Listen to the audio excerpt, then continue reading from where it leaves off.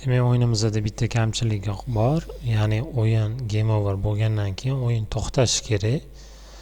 Lekin ayni paytda bu holatda o'yin to'xtamaydi. Misol uchun mana game over chiqdi. Spawning bo'lyapti obyektlar. Men bosganimda particle effect chiqyapti va score ham update bo'lyapti. Demak, hozir qiladigan ishimiz game over chiqqandan keyin o'yinni to'xtatish va spawning bo'lishni to'xtatish va score ham to'xtatishdan iborat bo'ladi. Demak, buning uchun game manager skriptini ochamiz.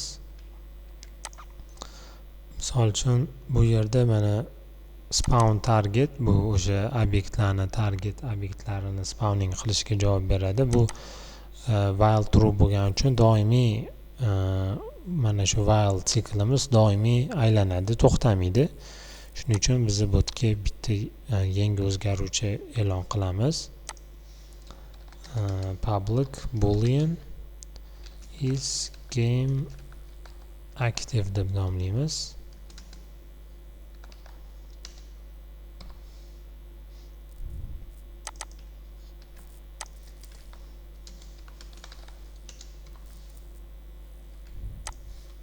Startda beramiz qiymatini.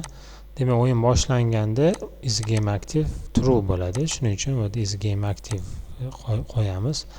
Qachon is game active o'zgaruvchisi false bo'ladi? Qachonki game over sodir bo'lsa. Shuning uchun game overga mana bu yerga false ni beramiz. Game over metodi chaqirilganda is game active false bo'ladi. Va shuni hisobiga while siklimiz ishlashdan to'xtaydi. While to'xtasa, demak obyektlar spawn bo'lmaydi.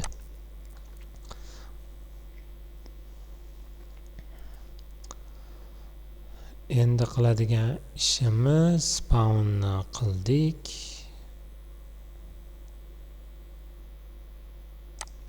On mouse down target. Mana bu on mouse downni bizi bu ham is active o'sha is game active true bo'lganda ishlashi kerak-da, bu ham boshqa payt to'xtashi kerak. Shuning uchun game manager dot is game active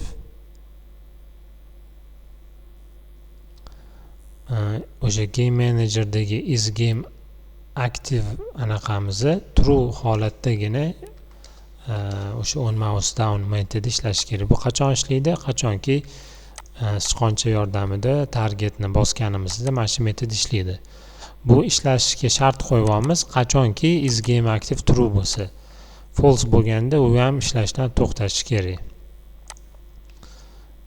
Va save qilamiz.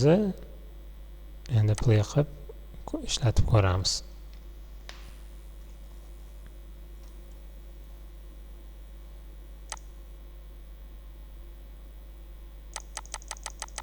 Mana game over bo'lgandan keyin mana targetlarni bossam ham demak ishlamadi.